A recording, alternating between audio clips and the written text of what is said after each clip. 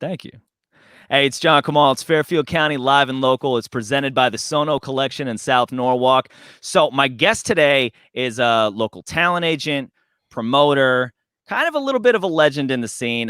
He's the manager for a bunch of bands out there. If you've heard of Spiritual Res, he's worked with Pigeons playing ping pong. His big client right now is Goose, who are probably the biggest band in CT at this exact moment. And he's at least part of the team that created one of the most innovative, interesting live streaming options that I've seen so far since the whole COVID era started. I've got Matt Kolinski on here. Thanks for being here, dude. Thanks for having me, John. Appreciate it. Yeah, man, absolutely. So, and I wasn't lying. The Goose Bingo Tour is one of the more interesting ideas that I've seen since we've gotten into this sort of weird hellscape where we can't go to any concerts. But before we get into that, how did your career start? Because you have a very interesting job. I do. My career has developed over time, just based on a passion for live music, playing music. I'm an artist myself. I got started a long time ago, and I had the opportunity to just kind of help out in a variety show in Seattle, Washington, back in 2000, and I had the opportunity of picking a house band. The foundation of the whole thing was kind of built like a late night talk show, like Colbert thing or Fallon, where they have the house band and all the acts on and interviews and stuff. And I picked a band. They eventually broke up, and members of that band became Death Cab for Cutie and Band of Horses. No way. So that was kind of I wish I had stayed involved with those people. That's why we tell people to get involved, right? Stay involved. But things kind of evolved over time. Fast forward to probably about 10 years ago, I started working with a band out of Philly called Psychedelphia. They started popping off a little bit, and solid name. Yeah, from Philly. They crossed paths with we were on the Jam tour circuit at the time, and we crossed paths with Dopapod and became friends with those. Started doing shows with them. I became friends with the gentleman who was booking them at the time, and he was starting a new booking agency up in Burlington, Vermont, which is where I currently reside, called Hoplite, and offered me a job. And so I pulled up my roots in Philly and moved up here blindly. It was really the first job that I was offered in the industry, other than doing things for years independently. And there the first big name I really booked there, I had the opportunity to book Zach Deputy for a while. And Dopapod. And then I started working with Pigeons playing ping pong. Jeremy Shawn, their lead guitar player, was a big fan of Psychedelphia, and that's how that relationship formed, and our friendship was just based on that band, basically. Right. And then obviously Dopapod I mentioned. Then we started working with Turquoise. We developed them at Hoplite as well. Bands like Consider the Source. I worked with Spafford for a while there, as well as Omni Arts Group, which is my company that I book with now.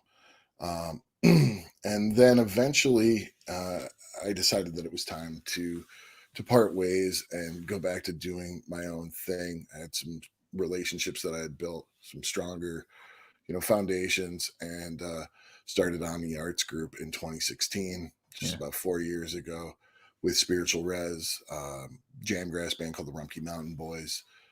Spafford was on my roster at the time. And then in September of 2016, I was approached by my friend Chris Yunker, who plays in the Alan Evans trio. Also plays in Jen Durkin in The Business. Correct. I love Chris. Sorry, he's a good dude. 100%. He is a great dude. He plays with Danny Mayer and On the Spot Trio. Danny Mayer also plays in an Alan Alan Evans trio, Evans, Star yeah, Kitchen. yeah, yeah. A lot of great bands. But Chris hit me up one day, said, "Hey man, I just started playing with this band called Goose. Are you familiar?" I wasn't. He said, I think they really got something here. They need an agent. They've kind of mentioned it. And he was brand new and Yeah. didn't really have like the clout to make decisions on behalf of the band, Right. But he really wanted to help, being the new guy. So I said, sure, man, like send me some videos. He sent me the videos of Arcadia and maybe Turned Clouds um, from the Capitol Theater, and same month, same year, September 2016. I think that was the band's first practice, was actually on that stage playing live at a local showcase. Wow. But the first video I clicked on was Arcadia. I got maybe a minute and a half, 2 minutes in. I stopped it. I called Chris back, and I was ready to go. And I think I was on the phone with Rick like 5 minutes later. So that was the story that I heard too, is that you got 60 seconds into Arcadia and Yep. you were immediately just like, nope, yep, don't need to hear the rest of the song. These are the guys. This is the thing. Arcadia is the jam. Thank you, Chris. What was it? What I mean, listen, you heard that they enjoy your voice too, man. But what was it about? What did you hear that made you come to that immediate decision? Like, nope, that's it. These are the guys. I think, there's no other way to put it other than you're a fan of music. You do this for a living. People who are checking us out right now love the band. It's the way that it made me feel, and it's not like I have some special magic wand in the industry. I've worked with some bands that have become successful, but it's the band, man. The band just, I can swear, right? Yes. The band fucking crushes, dude. Yeah. They're a great band. Everyone knows it. And I just felt it within 60 seconds, and I really wanted to be a part of it, man. That's it. And I wanted to do, whatever I needed to do and utilize the relationships that I had to make that happen. Well, and I have a podcast up right now actually that features Goose that was recorded in June of 2019, like a month before everything exploded. We'll talk about that later, but in that podcast, excuse me, in that podcast, Rick does specifically say that it was 2000. He specifically mentions 2017 and your involvement as being, one of the major turning points in the band. In fact, I think the two that he specifically mentions is your involvement and then when Peter joined the band, which, I mean, Sure. So he's putting both of those on the same level. So walk me through kind of what happened when you guys started your business relationship. Uh-oh. Uh-oh. Something froze? Did we lose Matt or did we lose the entire signal? If someone's watching right now, make a comment and tell me what you can see.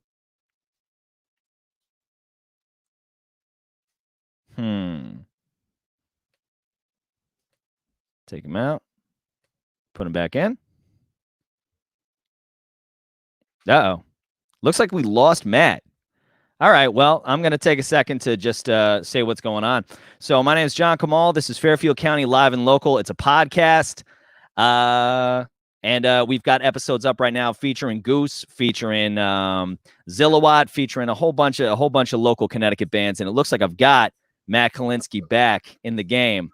I don't know what's going on. I think my internet just shit the bed on you guys. I'm so sorry. Happens, dude. It even told me to plug directly in, and I didn't do it. But hopefully we can get through this thing. Yeah, dude. We'll just jump back in. Not a big deal. Not a big deal. About 20. Yeah, well, I was talking about how, yeah, exactly, how Rick had basically said the two major turning points of the band was your involvement and Peter's involvement, and we know how important Peter is. But what was the beginning of your business relationship with the band? Well, the beginning of the relationship was really figuring out where they had come from and where they were so that I could figure out where we wanted to go. That's interesting. And really, I think the answer was a bunch of like, I don't know. And I couldn't really get a grip on it. So I was like, fuck it. I'm just going to throw you guys to the wolves. I'm just going to book a bunch of dates for people that will pay you. And we're just going to throw you to the wolves. Hence the name Throw Them to the Wolves Tour Throw him to the 2017. Wolves tour. Yeah, Correct. exactly.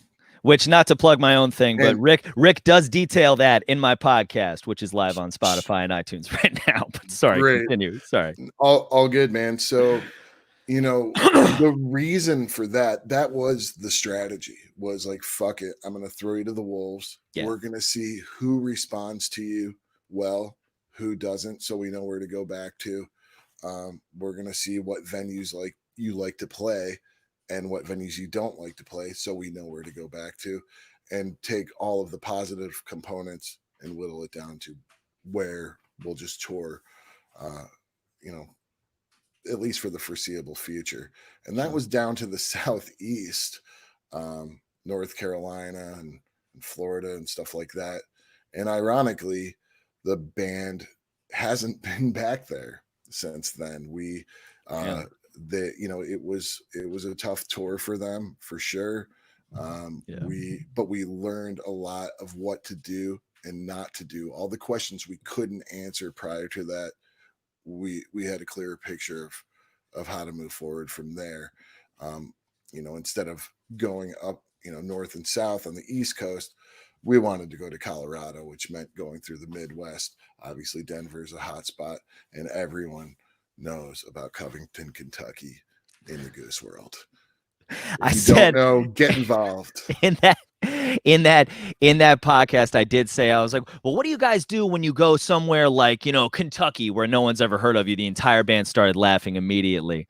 But yeah, Sure, a lot of Covington, people. Kentucky, man, I, shout out. I would a total shout out. I mean, some of our most diehard fans and best friends now are from Covington, and I really believe the band, without the support that was given by that whole crew in that neck of the woods, um, things could have turned out a whole lot differently Right. without them. We love them so much. I've just got a special place in my heart for sure. But I just want to clarify something about Covington, Kentucky, because a lot of people just see Kentucky and they think of somewhere else. Sure. Covington is like a Brooklyn to Manhattan. It's just across the Ohio River from Cincinnati. So Okay. it's Cincinnati, people. It's not. They would Okay. say it's Covington, not Cincinnati. All Love right. for the Cov. Love for Love the you Cov. for Love for sure. the Cov. Well, so and we're talking a lot about Goose, in the beginning. I do want to get to some of your other artists, but I mean, I feel like we've done all this build up now, and 2019 was just such an incredible year for that band. And it happened literally. It's funny to go back and listen to the conversation I had with them, because they're talking about, oh yeah, and then like in a couple of weeks, because it was June of 2019, so they're like, in a couple of weeks we're going to be going to Peach Music Festival. And then it was that Peach set that changed everything, which was cool for me to see, because I didn't think that I didn't think that live performances could really had that kind of power anymore. They're so dime a dozen. Sure. But obviously it's never just one thing. What do you think led to this incredible year that the band has had? Right. Well, I'm a big fan. I'm a big Fish fan, Big Dead fan.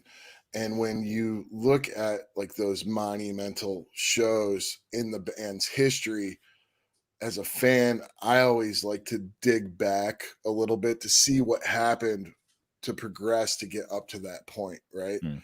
Hmm. You mentioned Peter. Peter's first show was Goosemas of 2017. His first tour, the band went open 2018 by doing a couple of weeks with Spafford. They started in Detroit and ended up in like Providence, like the end of the next week or something like that.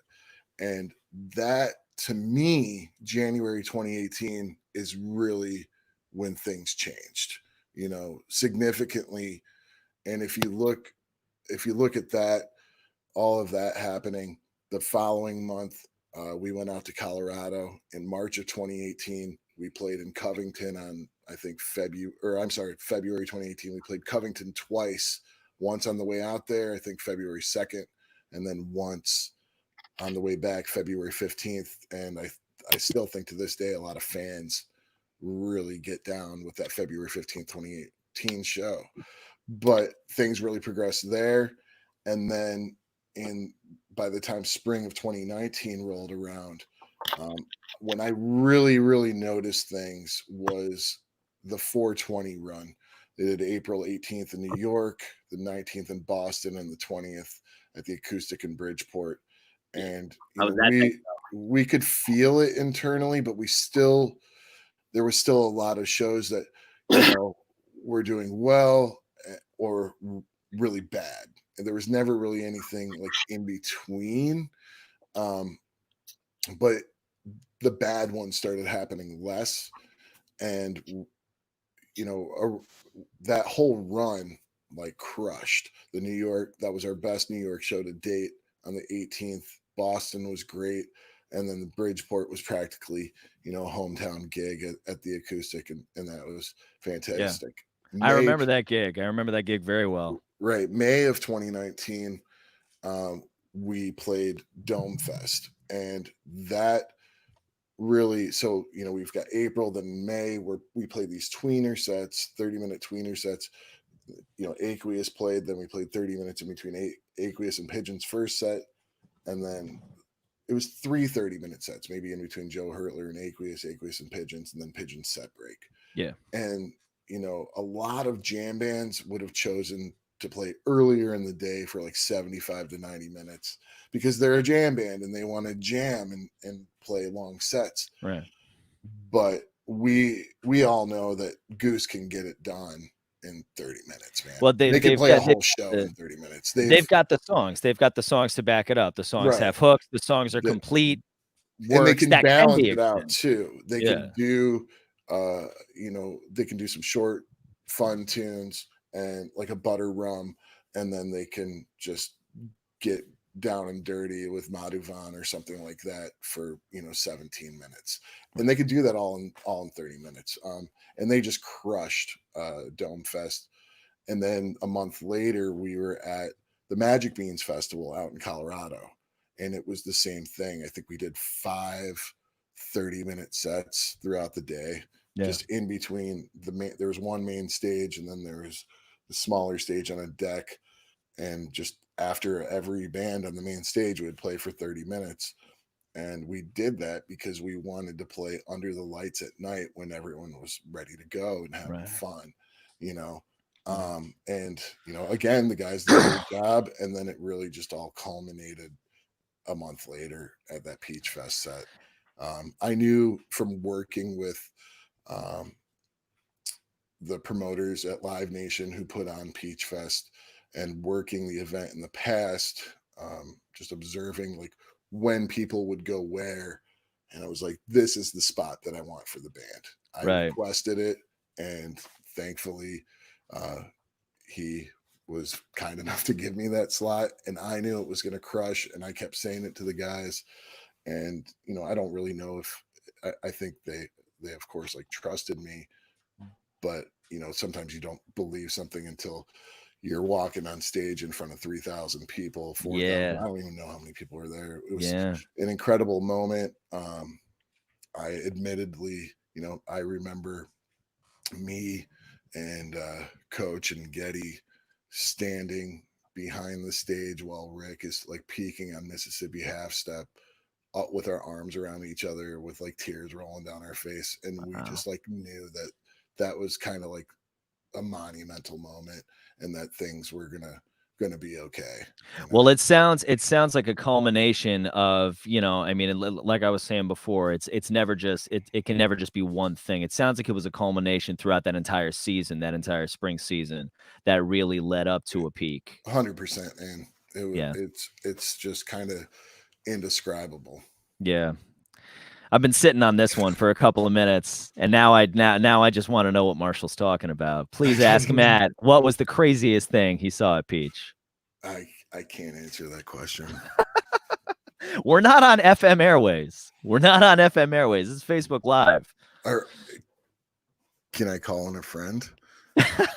You can send him the link if you want to. We can get him on here. I'll do it. I'll do it. I'll do it. No, it's all right. It's all right. It's all right. Oh shit. Maybe next time. Maybe next time. Yeah, Russo, my man. So yeah, chiming in. But yeah, dude. Right here, dude. I mean, this is great. Well, that is, I mean, the community that's built itself up around the band is a testament to their music, but I think also the direction that I mean, I'm sure not by yourself, but you and a bunch of other people have led them in. And it's something. It really is something else to see, and now I got to get depressing because that's what must have made COVID just the most like heartbreakingly, oh my God, are you kidding me now? What time kind of thing. Like, just how, like, walk me through. And I listened to the podcast you were on, the Weird Music Podcast. Shout out to Weird Music Podcast because that was awesome. But you spoke to them on, I think it was like March 12th or something like that. It was like right as this whole thing was coming down. Explain to me what your headspace was as you were realizing just how bad this thing was going to be. It was definitely March 12th. That was my mom's 70th birthday. Oh, wow. It was just super weird.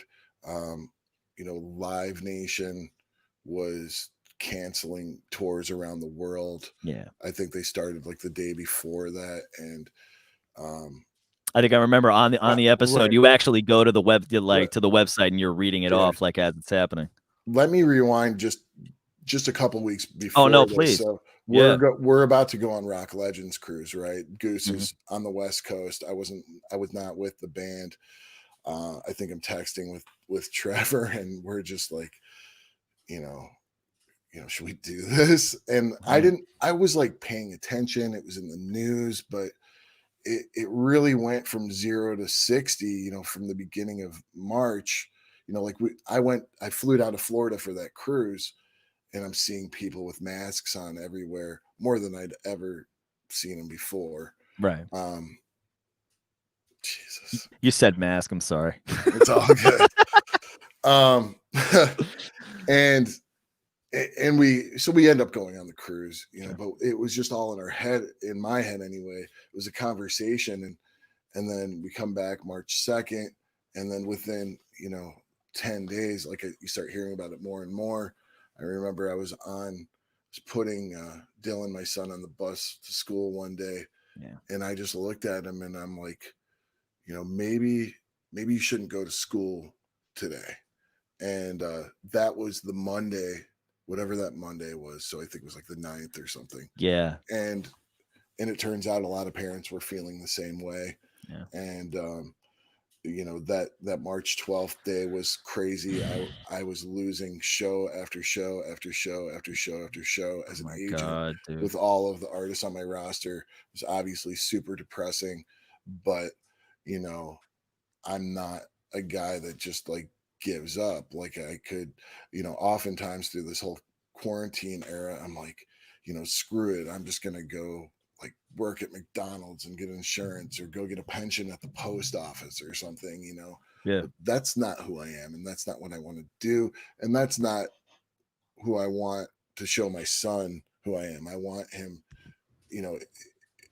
if I think there was a quote, by like Theodore Roosevelt, where he said, like over, under, through, never around. It was something to that effect. Sure. Meaning, like you walk through the shitstorm, and it's going to make you stronger if you can get through it.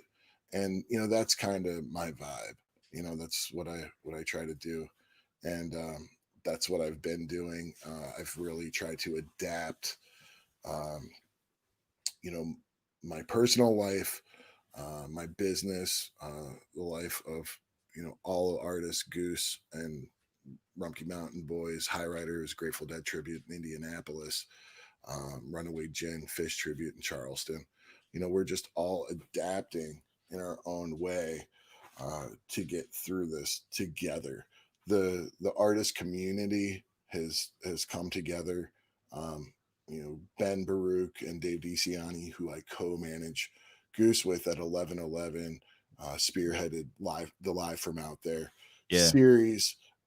Which has been They great, by the way. I've been following and that, man. raised a ton of money for me. Uh, um, God, I'm spacing out on the organization. Nice one, Matt. I wanted to say Music Cares, but it's not Music Cares. Sure. But just they crushed it. Incredible job. Keeping artists busy, making sure that they're getting paid, raising more money, donating some of the money to organizations that are going to donate money to the artists who are struggling. Yeah. A lot of streaming going on. I know that everyone is just balls deep in streams at this point. Well, that's it. We And don't really have an option. It's funny because you called it too. I remember I timestamped the moment I heard you say, you were talking about I think Dave Matthews did a live stream like early on, and you said on that podcast, you were Right. like, I wonder if this is gonna be a thing that artists are gonna start doing, if there's gonna be, a ton of live streams. And then lo and behold, I mean, it was less than a week later, you saw everybody who hadn't played a guitar in years was out there strumming cowboy chords on Facebook Live, including myself. I mean? Dude, Dude. I was on Facebook Live Yeah. with my, at Yeti 78 or my Venmo or my PayPal. Yep. Because I don't know what's going to happen, and I just lost, all of my touring revenue, and I'm busting out my acoustic, playing songs that I wrote, 10, 12 years ago. Yeah. And it's actually been a blessing in disguise because I've gotten back into it, and that's been a huge thing that's gotten me through this as well. I like playing guitar in front of my son for the first time, and he's 11. Nice. So nice. And he's encourages me to play and all of that stuff. So it's great. It's never too late, man. Well, and you talked about adapting, and I mean, this is where I gotta to bring up the bingo tour, because this is the probably the most clever adaptation of this situation that we all find ourselves in that I've seen. So Goose Bingo Tour, I mean, for people who are watching from 95.9 The Fox and from like my page and stuff like that, obviously the El Goose crowd knows what this is, but for the people who aren't familiar, can you tell them a little bit about what your client Goose is doing for this live stream? Sure. So Goose Bingo Tour is just a solution to being screwed in the COVID-19 era. Well said. Yeah. It's, we pride, obviously Goose, like, hundreds of thousands of other artists out there, had to cancel all of their tours, all the festivals they were playing. But the guys really wanted to figure out a way to connect with their fans, and still be engaged, and not just sit there and do nothing. This is a way to keep them going and engage with their fan base.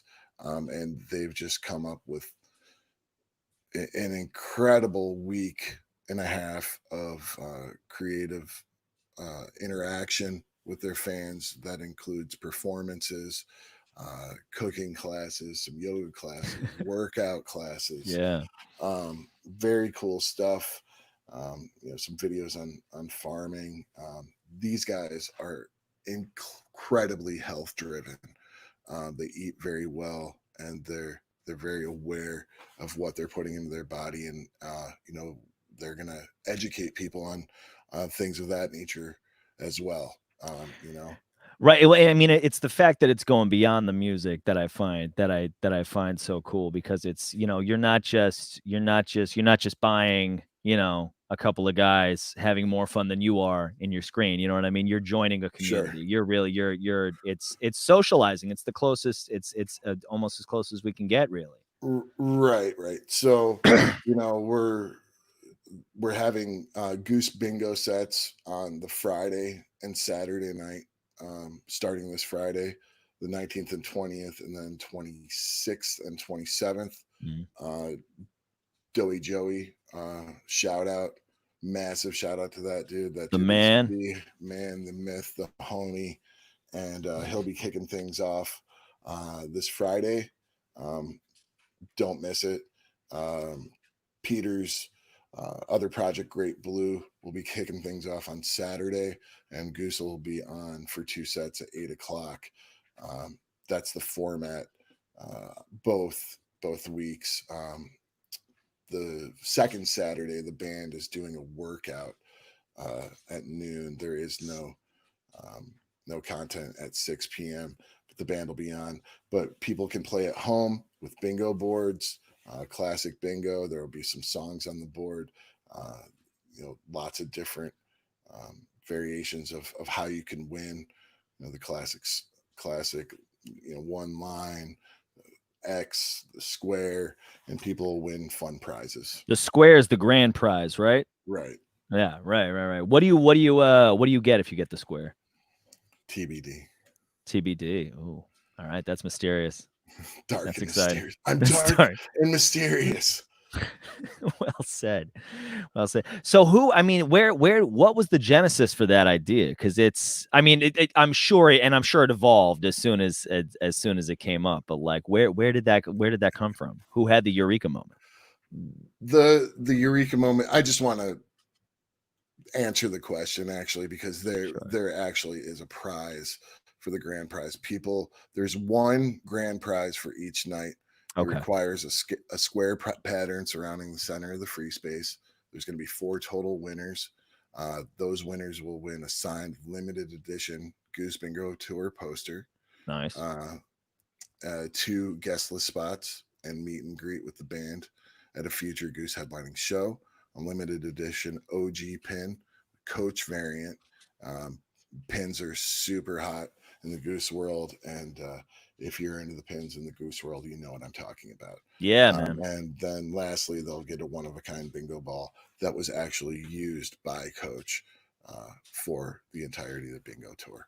So it's pretty cool. And then we've got second prize, third prizes, and other prizes that people can win as well. Sweet. And lots of merchandise that you can purchase as well. And by the way, for people just tuning in, I'm talking to Matt Kolinski. He's a talent agent, show promoter. He's the manager of the band Goose, among many other artists. Goose, local CT band, especially if you're watching from 95.9 The Fox. Check them out. Get involved. My name is John Kamal. This is Fairfield County Live and Local. It's the podcast, and it's presented by the Sono Collection in South Norwalk. But so I was asking you, where did the idea come from? Like, because it's so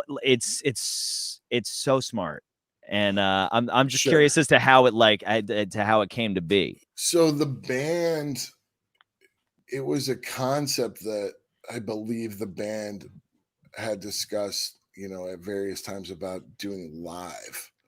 But when the time came to figure out how they could interact with their fan base, through an undetermined length of time, aka now. Right. Yeah, Right. the idea of the bingo tour, came to the forefront of that ideation process. So that's kind of it. It was just an idea that was tossed around on and off, and the band brought it back to the table, and the team just built on it. That's wild, man. Yeah. I mean, and we've talked a lot about Goose because obviously they're because they're hot right now, and they do have the bingo tour coming up and everything like that. But they're not all that you do. I mean, you represent a bunch of different bands. You have been involved with a ton of bands. I was a big Spiritual Res guy for a little while there back in the day, by the way. Great So band. Miss those guys a lot. when I saw, yeah, dude, I do too. When I actually got to open for them once, which was fun. But so when I saw you were involved with them, I was like, oh, this is cool. But I mean, tell me, you've spent so much time around this community, around this scene, around live music. What do you see? And I mean, if anything, what do you hear about in terms of moving forward, post COVID or even during COVID, just in terms of Sure. I mean, I think that one of the words that we've heard probably more in the last few months than in our entire life is the word uncertainty. There's just a ton of it out there right now. You see, people have different opinions on how the process should be, and uh, mostly politicians, that we're at the mercy of. Yep. Um, I could throw my personal opinion of how I think things will go, but it probably wouldn't go that way. I mean, I think frankly, the answer is like, I don't know, man. Right. There's just various Right. conversations of what people think will happen. Runaway Gin fish tribute that I work with there in South Carolina. Yeah. Obviously, over the last since like Memorial Day ish, South Carolina, Georgia, those were the first states to really like hit the gas again. A lot of people were against it, still are. Yeah. And you see their numbers going up. Runaway Gin just did a show on Saturday in an outdoor space. There was pods where people could do, I think, 6 to 10 people in Okay. them, and they did Okay. 300 people there, and it was a good time. Sure. So people are coming up with innovative ideas of how to move forward. High Rider, uh, their fans really love the band. The band is not comfortable, although there are inside venues that are opening now. The band's not comfortable playing inside. They Right. have, close friends or family members, more importantly, that are considered high risk, to COVID-19, and they just don't want to put them in that situation. Yeah. And understandably, right? So Kids, parents, they're grandparents. Yeah. right. So, we have fans that are pretty much family, like Goose family to High Rider, that are, putting together private shows for them, and putting the legwork in with social distancing, protocol and stuff like that. Right. And so they're doing that. Something that I'm doing, working on up here with a couple of partners, is I'm working on um, another drive-in situation. It's not strictly drive-in. It's a theater, and then inside the band plays inside, and then outside, half the audience will be on a grassy knoll in the same pod type situations, like I Okay. mentioned in South Carolina, and Yeah. then the other half of the audience will have the opportunity to sit in their car, listen on an FM transmitter. The shows will be streamed as well. So the solution there is that you have people in the theater that can watch the band if they're comfortable doing that in a socially distanced way. Not everyone will be crammed together at the front of the stage. Yeah. There's still rules and regulations that we have to follow. Or they can do it outside, or they can sit in their car. Or if they're not comfortable with any of that, or they're just not in the area, they can stream it online. So there's 4 ways to still enjoy music, Right. get involved. And, for me, this time has really, you're watching what's happening in in communities all over the country, all over the world right now. Yeah. But I really wanted to bring this inspired me to get more involved with my community on a local level. We're sitting here talking about all these bands that I've worked with Yeah. on a regional or national basis over years of time. I've lived in Burlington for almost a decade, and I was like, shit, man, I should be a lot more involved here. and there was other people up here that felt the same way, and that's what we're doing, man. We're just trying to move forward, and that's where with everything it just starts on a local level. We have to work together and just try to stay safe, but let's have some fun while we're doing it. I mean, let's at least try to come up with some solutions, and I think that's what caught my eye about the bingo thing. That's what made me want to reach out to you. It's just people in a position to in a position to help, coming up with solutions. Sure. And it's great, and of course it's good business too, but it's also like you said, it's not about that. The world, all of a sudden, the world was so small. And then, and we were focused on what was going on the other side of the globe. And now suddenly it's small, but in a different way. We're back to community focused stuff. You're looking around to see, what are your neighbors doing? What's happening in my area right now, in my community? How are people doing?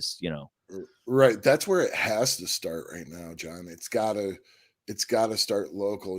Bands, they're not gonna just go on tour. No, they can't. They can't. Yeah. Some places are open, some places aren't. Yeah.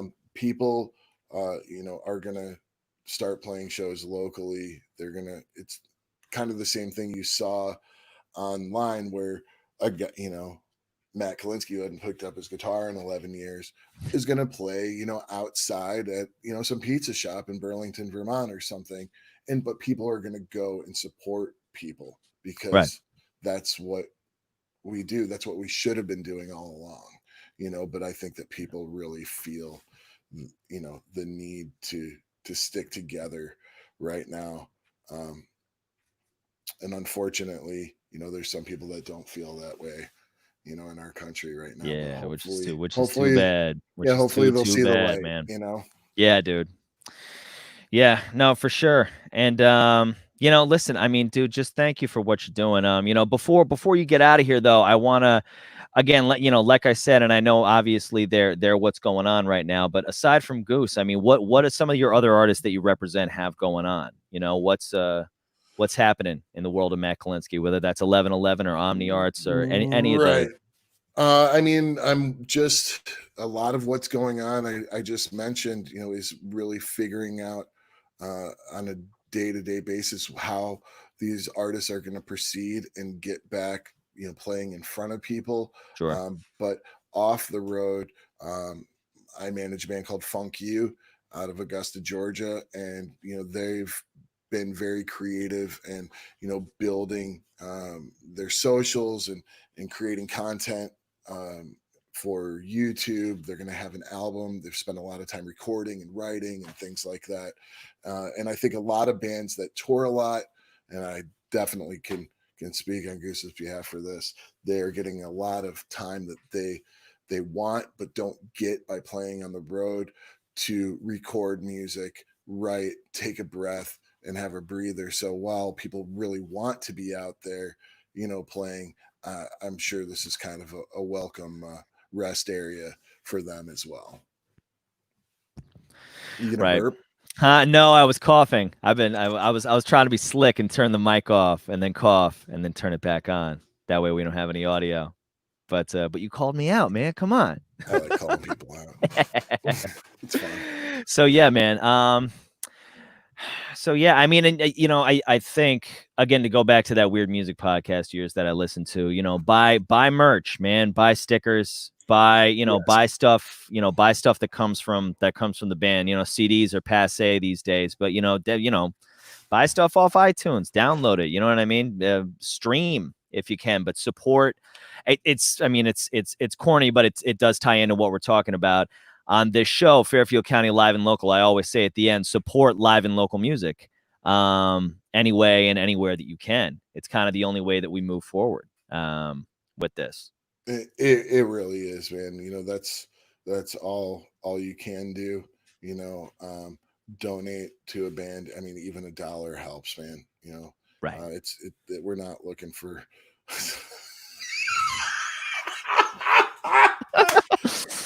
People are gonna listen to the podcast. I'm pulling up comments from Facebook Live right now, and Matt's got the dance going on.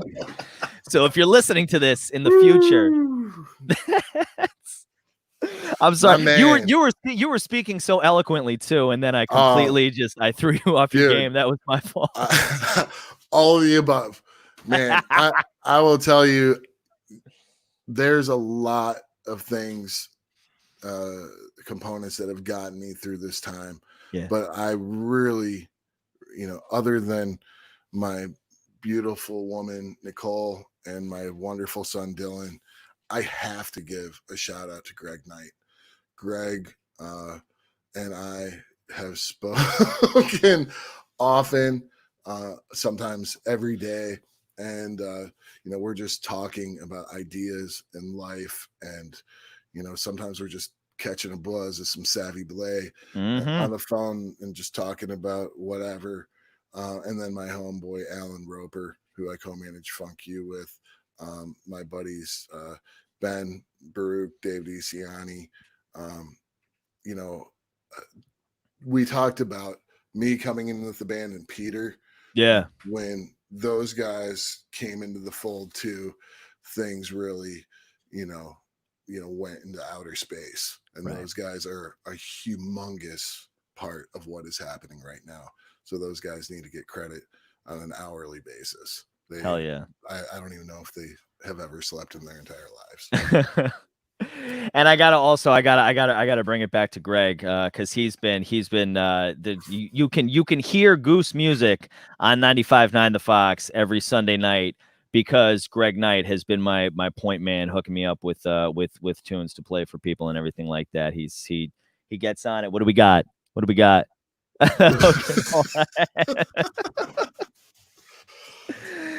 The greatest text chain. Hey, Jessica.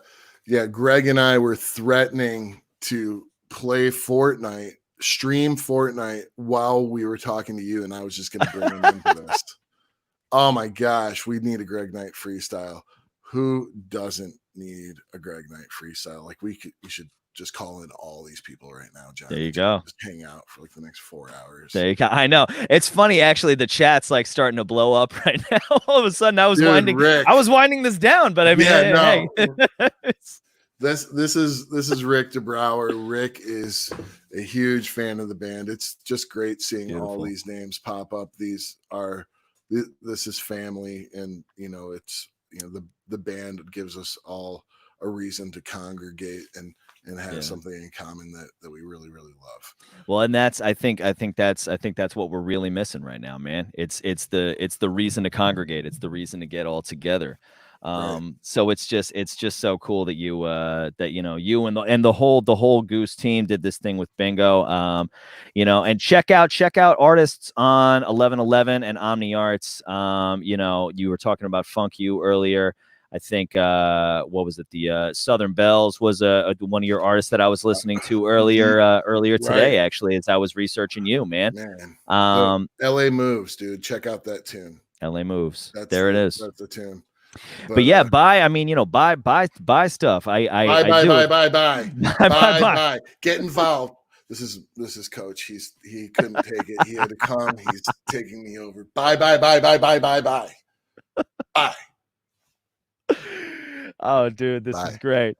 But yeah, dude. I mean, listen, I'm gonna say it again. Bye. Because it's the title of my show. Support live and local music. Do it. Get involved. And get involved. Matt, dude, thank you for coming, man.